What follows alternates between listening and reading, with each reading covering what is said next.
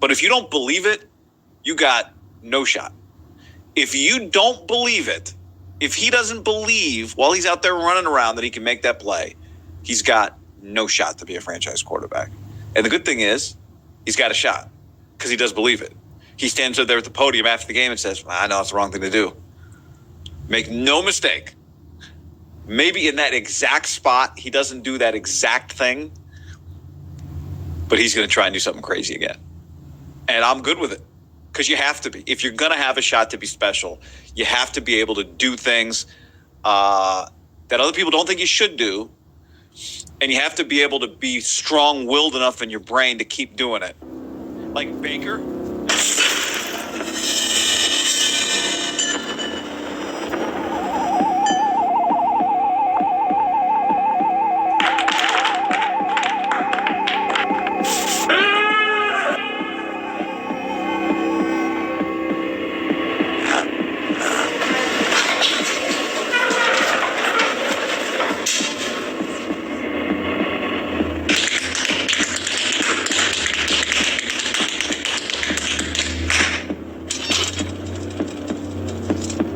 Fool me once, fool me once, fool me once.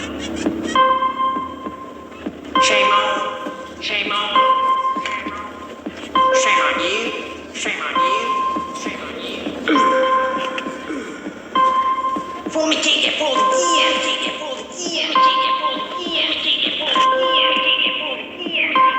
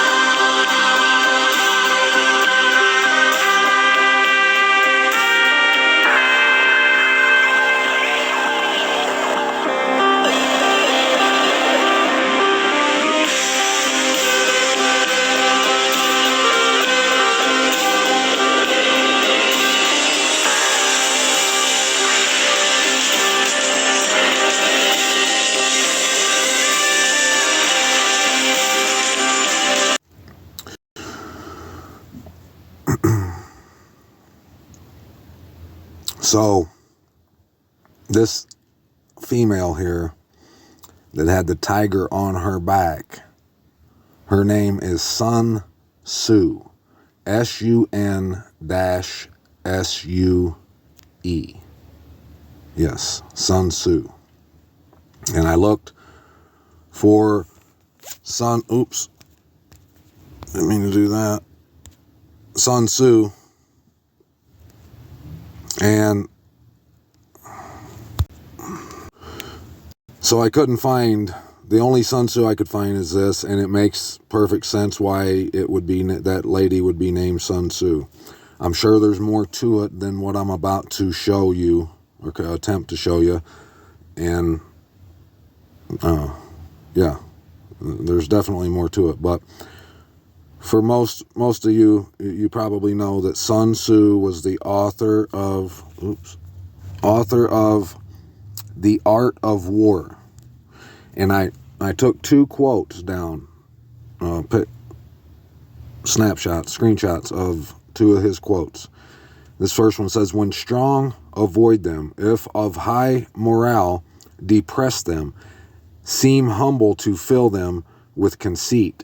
If at ease, exhaust them. If united, separate them. Attack their weaknesses, emerge to their surprise." Sun Tzu. "Whoever is first in the field and awaits the coming of the enemy will be fresh for the fight. Whoever is second in the field and has to hasten to battle will arrive exhausted." Now, there's something I want you to consider. That the Most High, this is just how I've been feeling the last couple days. I'm just going to tell you how I've been feeling, and it's made me realize something that I've mentioned before. I really haven't touched on it too much, but it's something we definitely need to understand completely and be ready for. And that is that, just like that cartoon, you seen that girl, Sun Tzu, was waving a white flag. And the tiger was on her back, represents the year of the tiger, which is 2024. And if you notice, it's snowing at that time. There's snow on the ground.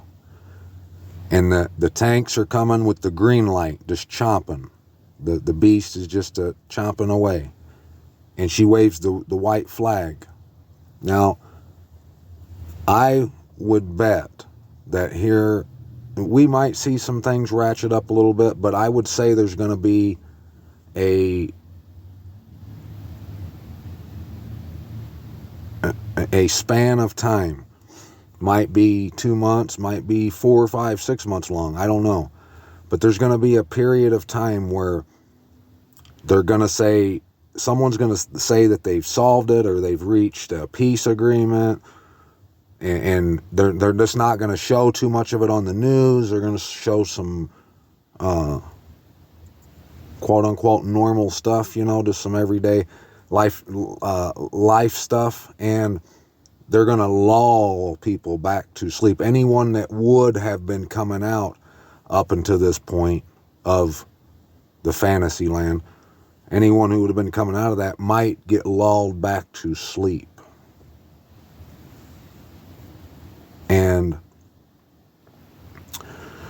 it's hard enough. It was hard enough to get to where we are, to overcome the opposition that we have, to break away from Babylon as much as we have. And it took people who think outside the box. It's taken people that can actually believe, that is actually willing to put their childlike faith into action. Well, just in the same manner that we achieved, that reached the point of where we are, it's going to take a lot more than that to get to the finish line. We've been told that the Most High threshes us all the way to the gate. We're going to have to be suited and booted, baby, ready for whatever is thrown at us. That would make perfect sense if he named that lady Sun Tzu to lull you in. You just seen the quotes. We just read them. Those are the types of things he taught in that book, Art of War. He was a strategist, a war strategist. So if this is what we've been saying, what the Bible's been telling us, everything's been telling us it is, we're right at the end of it. It would have to be in, there would have to be periods of, except for the end, but leading up to the end, there would have to be periods to inform us, equip us, and then periods to test us to see if we're gonna do what's right with what we've learned and gained, and put it to the test on the scale. So there probably will be people saying peace, peace, and then sudden destruction comes. Just keep that in mind, because, and we're going to go watch the rest of that iPet Goat 2. There's only like a minute of it or so of it left, and I want you to see what happens from there on out. But I don't know if you saw, though, that those two met in San Francisco, of all places, and they closed the whole section of the city down where Xi Jinping was meeting Biden. Now, why wouldn't he meet him in D.C. or somewhere else? Why there? Could it be that all that land's being given to him? Because right north of that Air Force base, remember, I've showed you, I've reported on it, someone bought the biggest chunk of land ever bought at one time. It was like $1 trillion, $800 billion, $900 billion or something like that it cost. And no one knows who it is. The only description they have of the person or persons that bought that piece of land right beside the Air Force base is that it's Chinese. We know that they had the place with all the mice that they said they found. I mean, whether that was true or not, they said they found like a building out in the country in Southern California somewhere where they were those CHINA people were doing tests on like mice and stuff with like roll up your sleeve stuff. So, and the Most High tells us that's what's going to happen in the Word too. And we've seen it all these other places. We've seen them coming to the West Coast, and the other ones and others coming with them to the East Coast. So, like that guy was saying, I didn't want to play that football thing, although that has always been my favorite team. but I happened to see that, and it made me, I knew I had to show it to y'all, and in order to get you to understand that that's the type of people that are going to survive in these end times the whole time. If you haven't been living by faith this whole time, it's only the people that have lived by faith that have actually picked up their stake are going to be fit for the kingdom. That's just the word. That's not what I say. That's what the Messiah, the Most High, says. So if that's you, hallelujah, all esteem to the Most High. I want to encourage you to stay strapped tight, suited and booted. Don't ease up off the gas for nothing. Even in these, if we go through like a 5-month period right now of everything seeming like it's going to go back to normal, like all this is going to go away, don't let your guard down. Be ready, because when it comes, it will fall in 1 hour. So stay prepared, my friends.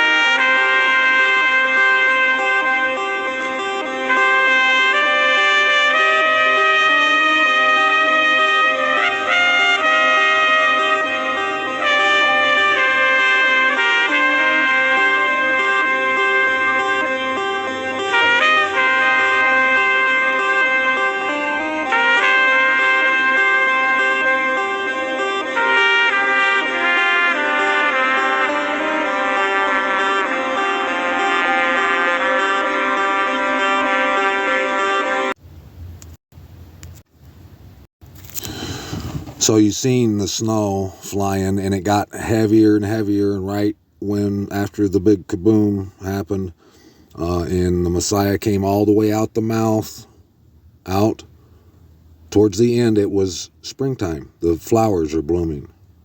So, and that's when it ends. And it only shows the year 2024. It's not showing any other year that I have seen except for 23 and 24, which would make sense with everything else we've seen. And yeah, there's just so much, and there's so much that I won't even get into that I can add to it that it's confirmed. You know, it's confirmed to me that there's going to be a lot of changes coming up. Come next summer, things are going to look completely different. Now I want to show you a few things that I seen to confirm it a little bit more, that I want to talk about. Then we're going to get the word, and hopefully Abba, by the time it's all said and done, he's encouraged you, and I can help in any way I can to encourage you to stay vigilant, to stay on guard, and continue to march towards your freedom, towards your resting place. I found this article titled "The Stunning Ancient Greek Mosaics of Zeugma." The ancient Greek mosaics of Zeugma in Turkey are true archaeological treasures that can still be admired at the Zeugma Mosaic Museum in Gaziantep, Turkey.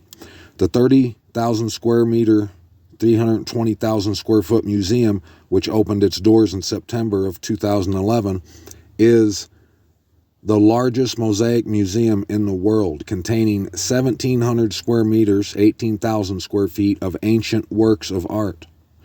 You can notice this work of art here is of Zeus transformed into a bull, is portrayed stealing the goddess Europa.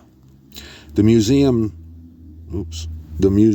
focuses on the mosaics found in Zeugma, which was originally founded as Cilicia by Cilicius, one Nicator, however you say that, a general in Alexander the Great's army in 305 BC.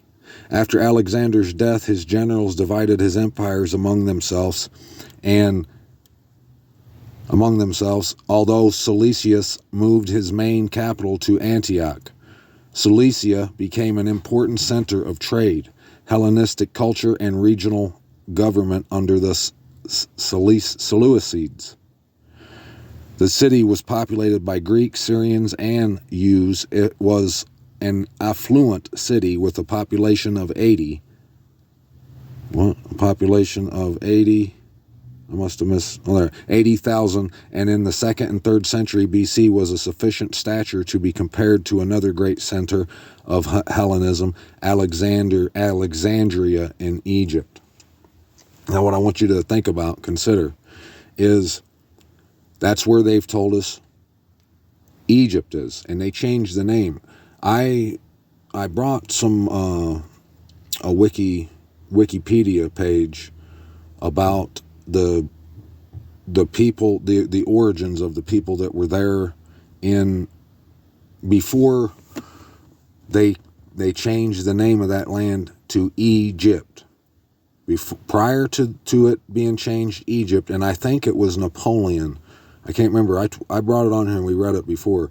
But they were named something that starts with an M. They weren't even the place that was here that they say is Egypt, which is actually Mitzrayim, which is in America. It would have been so easy for them to change things when they had, like, Alexander the Great he went over there and did all they did, and Napoleon did all they did. It would have been plumb easy for them to paint whatever picture they wanted to paint. And I mean, they didn't even bother naming it what they claimed Egypt's name, was in the beginning. But people get hung up on saying, well, that's Egypt over there. What they don't realize is not only is that wasn't even the place they're thinking is Egypt, wasn't even named Egypt. Not only that, they don't think about all the colonizing, if you will, that's went down on all the places of the world where we could gain the information to know the truth of what's what and where is where and who's who. So keep that in mind, and you're going to see here in just a second how one way they dominate the information war when it comes to this. The Roman Empire's forces conquered the city in 64 BC, renaming it Zeugma, meaning bridge or crossing in ancient Greek. See, they renamed it. They did what they want. So it shouldn't be too hard for anyone to imagine that they have been lied, that the world has been lied to about what countries are which and where they sit. The Romans held Zeugma until 253 AD when the Persian Sassanids conquered the city, putting a violent end to its most significant years. The ancient Greek mosaics of Zeugma, the treasures of Zeugma, including its vaunted mosaics, remained relatively unknown until the year 2000. Zeugma is, I must have missed that part, my bad. Archaeologists were alarmed at the flooding of the area and immediately began excavations to save the ancient treasures. See, they immediately began excavations to save. They always jump on top of those kind of things, don't they? But when people's dying and they need rescued, they're slow to act when it comes to that. But when it comes to gathering up the treasures and the documents and the proof and the libraries and all that kind of stuff, yeah, funny things always happen to those places. Most of the Greek mosaics of Zeugma, which were recovered in excellent condition, belong to the 2nd century BC preceding the Romans. However, some of the mosaics appear to belong to the Roman era as they depict Greek and Roman deities together. In addition, some of the mosaics deviate from purely Hellenistic style and imagery, with archaeologists placing them in the Roman era of the city's history. Here we go. The archaeological site of Zeugma is a UNESCO World Heritage Site. That's how they do it. That's owned by the UN. So it's owned by the beast. And it's owned by this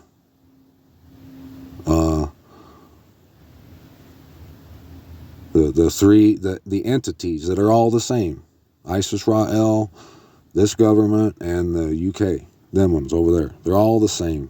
They own the UNESCO World Heritage Center or whatever. Any place they put that on, you can't build there anymore. People just can't go in there and start making housing or building housing or commercial buildings, nothing. They can't make roads through there, because if they did, they would unearth all kinds of evidence that would prove to people where is where and who's who. But they don't do that. They want to. It's been a deception. They've dwelled on the earth in deceit.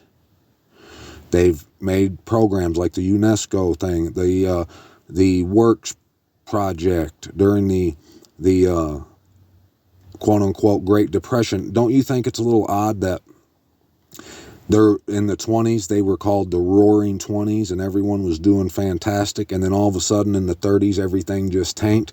But at the same time as it tanked, this government spent billions of dollars in the thing called the Works Project, where they went and renovated parks and made national parks and called things this and that, and worked on the library and archives and the news and media and all that, and built narratives, wrote narratives for the news and the history books and all that kind of stuff. That's what happened. and we're going to come out of it. Just like on that show, that cartoon, I Pet Goat 2, at the end, we're going to come out. But not everyone's going to come out that end of it. We read Isaiah 12 last time. Let's get 13, see what it says. The message concerning Babel, which Yeshayahu, Isaiah son of Amitz, saw. Lift up a banner on the high mountain, like David banner. Raise your voice to them, wave your hand, let them enter the gates of the nobles. I have commanded my set-apart ones, I have also called my mighty men for my displeasure, my proudly exalting ones. The noise of an uproar in the mountains, like that of many people, a noise of uproar of the reigns of the nations gathered together. Yahuwah of hosts is gathering an army for battle. They are coming from a distant land, from the end of the heavens, even Yahuwah and his weapons of displeasure to destroy all the earth. Howl, for the day of Yahuwah is near. It comes as a destruction from the Almighty. Therefore all hands go limp, every man's heart melts. And they shall be afraid. Pangs and sorrows take hold of them. They are in pain as a woman in labor. They are amazed at one another, their faces aflame. See, the day of Yahuwah is coming, fierce with wrath and heat of displeasure, to lay the earth waste and to destroy its sinners from it. For the stars of the heavens and their constellations do not give off their light. The sun shall be dark as at its rising, and the moon not send out its light. And I shall punish the world for its evil and the wrong for their crookedness, and shall put an end to the arrogance of the proud, and lay low the pride of the ruthless.